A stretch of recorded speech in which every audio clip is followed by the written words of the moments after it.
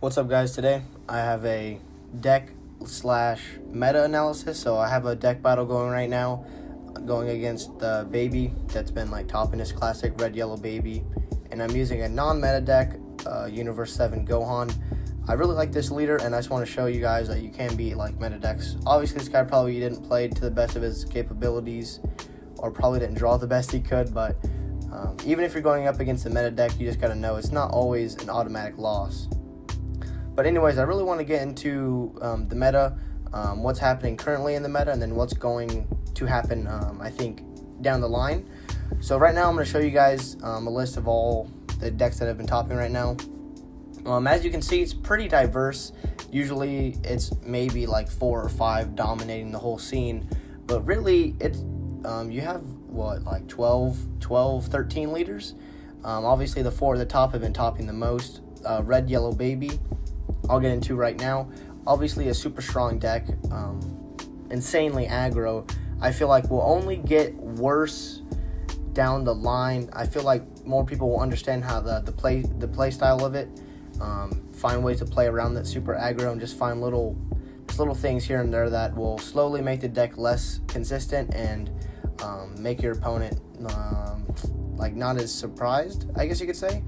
But the deck still is strong no matter what. Obviously playing Heartfelt out with the grade 8 baby and then swinging in a million times, it's always really strong. But like going into the other red yellow leader, or that runs the red yellow deck, is Beerus. Obviously I feel like this leader will be able to stay in the meta for longer, just because you can play either really aggro with it, or you can go mid-range. You can kind of pick and choose. You can run multiple different like decks within it, because I've seen just normal red yellow, and I've seen someone play like the red yellow with also the Universe 6 package in it. So you can play around with it, and then his effect, to discard a card to draw 2 more, and then you being able to discard that Goku Ape, which lets you draw 2 more cards, I feel like is really strong. These are the main like red yellow decks that have been topping. Obviously there might be some more like the red baby leader that had topped a while ago, but that was kind of just like a one of, so you don't really see that too much. So these red yellow leaders, I feel like, or red yellow decks, they'll be definitely in the meta for a while. Obviously multicolor is the way to go, and just like them being able to go off super aggro, it makes people kind of want to play either really defensive, or you can just go aggro also and then try and out aggro them before they kill you, so you'll have some fast games going on. Moving on into some other decks real quick, like the yellow Broly running some blue-green, classic, really strong leader. Obviously this leader's been running around since it first came out. You get the one Bloodlust, you have like the all-out assault Broly that some people can run in it. Usually this deck would just play out Raider's Warcry with Zeno Button or MUI, but now with Zeno Button? I already forgot its name. With Zeno Button banned already, or going to be banned in the 17th, I feel like this deck will get a little worse, but obviously it's still going to top no matter what, just because of just how strong the deck is no matter what. It being able to run like so many variants. You can run a red-yellow variant, you can run the blue-green with the yellow like Raider's Warcry and everything like that. So I feel like this leader is going to stay pretty strong. I'll go over how Zeno Button really affects all these leaders later on down the line. We have Hot Shock. I feel like it's getting stronger, and I'm seeing more people play it at tournaments and stuff like that, just because of being able to slow the game down. This deck is a pretty strong counter to Janemba, being able to make them only attack once or twice per turn, so definitely reducing the milling effect. And then if they can play out their big Hot Shock turn 8 with dual attack, and play out their Ghost Warriors to send cards back into their deck, they can stay up pretty well and not get milled out. So I feel like this leader will definitely stay around longer. Same thing with Demigra. I feel like Demigra's going to get stronger since it's become more of like an aggro black deck. So I feel like that's cool that now with black, it was usually kind of like a weird middle, but now with Hot Shock and Demigra, the new Demigra card and all that, you can kind of like pick and choose if you want to try and go super aggro or more of a controlled based game. And now going on in just the majority of blue-green leaders, or running the blue-green engine, Android 18, Android 21. I guess you could count Yellow Brawly kind of in this, but he's kind of his own deal. Janemba, obviously. All these leaders, I feel like, have gotten worse with Xenobutton just because they have less defense. But obviously, they're being really good with the new Android 16. That card's only going to get more expensive as you can just ramp up and then play out the big threats. Android deck, I don't think is too powerful. Obviously, cards get summoning sickness, but an easy way to get around it is running a leader like Pan or something like that can run free blockers that you can play out for free if you have a specified battle card or leader card. So you can play out that blocker for free, get rid of the summoning sickness for the turn, and then go along with your turn and play out whatever battle cards. So I feel like this could be like an easy way to play out stuff, especially maybe just like an example like this Gohan deck I'm playing. Obviously it's not meta, but if I can run the Videl blockers that go into for free, I can just play her out and then go along and combo with whatever other cards I want and attack. So right now I feel like the meta is in a really good spot for the game. I feel like it's pretty healthy. We do have a bunch of like one of, two of like decks that have popped up too, like the set 1 Golden Frieza, the Yellow Baby I had talked about, and then the one Android 18 deck. So having so many diverse decks, I feel like it makes the game more fun for people to want to play. And especially with the ban of Xenobutton, I feel like it will only create more variety for people to play, So, like, you can play so many different leaders. You can go red, yellow, you can go blue, green, you can go mono, black, you can do, like, set 1 Frieza. I kind of just, like, reiterated what I just said, but even though they all do run similar engines, each leader can kind of take a different, like, road if you want to go aggro control. So I feel like this is really strong for the game in general, and I hope with the new Surge leaders there isn't something too broken that comes out that will mess this up. I know already there's Piccolo brews of them playing out 7-drop Gogeta and then activating their Surge effect to make them Warp 2, which is pretty gross. Playing that out and then your opponent has one card and then you have this big monster on field is pretty insane. So yeah, right here, Xenobutton obviously getting banned on January 17th. I feel like this definitely just helps aggro. This helps aggro out a lot. Helps baby. Helps. It kind of just makes the game healthier. I feel like not only does it help aggro, but say you play out like something for 4 energy, even like blue green against blue green, they're playing out just like an example the Gohan Piccolo Revive card maybe. That makes you discard when you swing. So you're playing this out for 3, and then they just they tap out for Xenobutton for 0, untap all their energy, and then now they just drop MUI, potentially, like, basically for free, because they use Xenobutton to untap it all for free. So they're not wasting any energy on their turn. And then they just bounce it back, or whatever they do, and then draw 1, and then your turn's basically over. Obviously, the card was pretty broken for 0 energy, being able to just play out all these threats on your opponent's turn, even like the SS4 Secret Rare, being able to play him out is pretty crazy. Just for a second, I'm going to hop back into the gameplay right now. So right now, I'm trying to survive. I should have definitely not tapped the blue one to play out Roshi. I just totally forgot. I wasn't even thinking about it because you can play him out and then tap the green since the Warriors of Universe 7 effect. But anyway, I do it right here. And as you saw earlier, I had critted my life from the Offering effect just because I didn't want his hand size to get too big.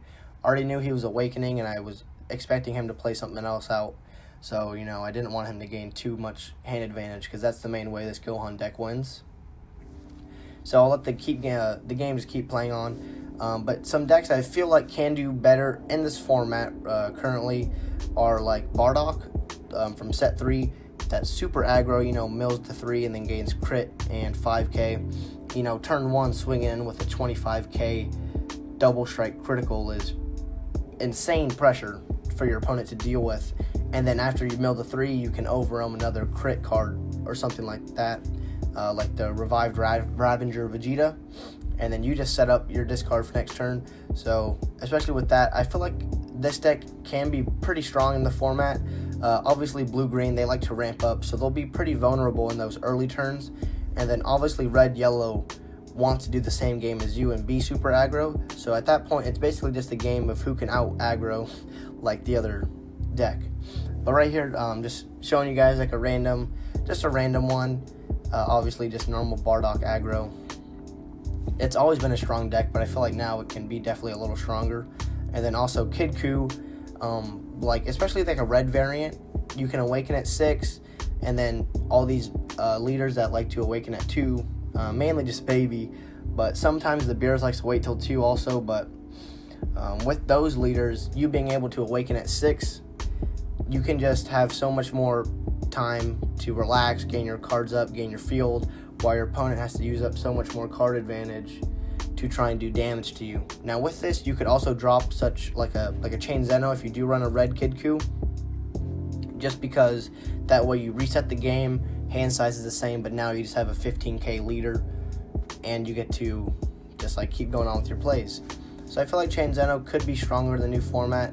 Obviously, the new Surge leaders, I'm not really sure what they're going to do for the format. Now, I'm hoping in the new set, or like a set 10 or set 9, whatever is going to be coming next, that has a bunch of these dual color leaders. They can be pretty balanced. I'm hoping for maybe like a Bardock crew dual color. I feel like that'd be really interesting. Just maybe some new cards to balance out. I'm really hoping for a Tien leader. I've been waiting for him for so long. Yamcha has a leader, Krillin has a leader, but Tien still hasn't got one. I feel like I can get some pretty cool art. But in a second, I'll show you guys the prices, how Zeno Button has like affected them. Obviously, the SS4 Vegeta is still going pretty strong because Zeno Button is obviously not banned yet. But once I feel like he does get banned, the price of the secret rare might drop a little bit, just because now his main use will be to finish games by using his arrival when you play him on your turn, you know? So that will obviously cause him to drop in price, because before you could just obviously Zeno Button, untap your 5, and then play him out for 5, and then you add 2 more energy up. So even though you tapped out 5, you got 2 more energy up. So then you pass turn, then you can play out another big threat and just end the game. Or just Zeno Button and then play out MUIs for 2 of them and then have Dimension Magic. So I feel like the MUIs will also drop. Obviously, Raiders War Cry will still be good, because even playing them on your own turn, it's still insanely strong. Same with Piccolo.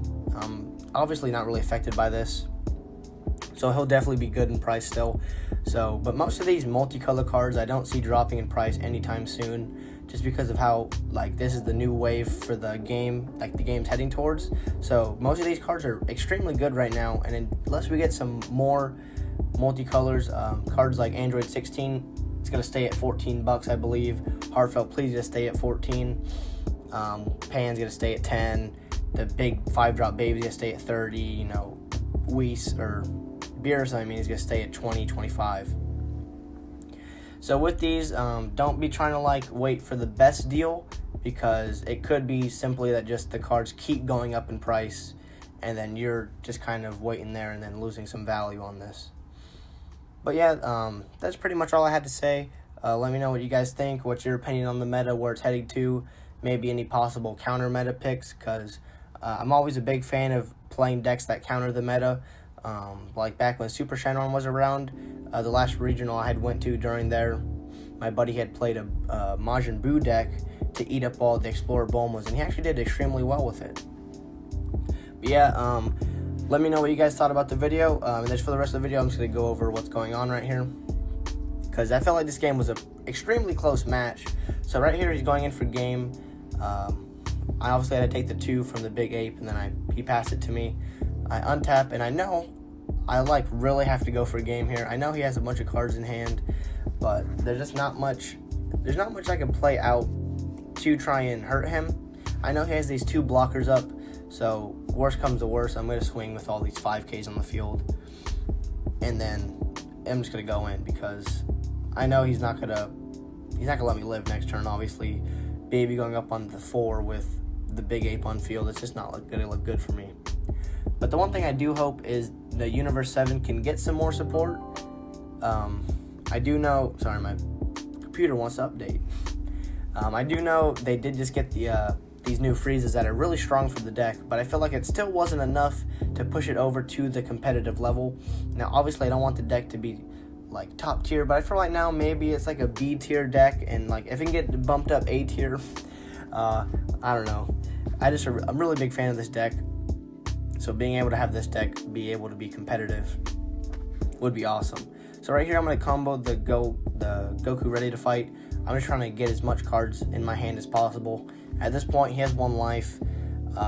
He can't use any Sparking Negates. He's already used up 1 blocker. So I feel like at this point, I'm just going to swing in with the Master Roshi's. Now right here, which I thought was really surprising, he actually saves this pan, which I don't know why he would save it. And then obviously on this swing right here, I'm going to swing with Roshi. And then he doesn't block this one.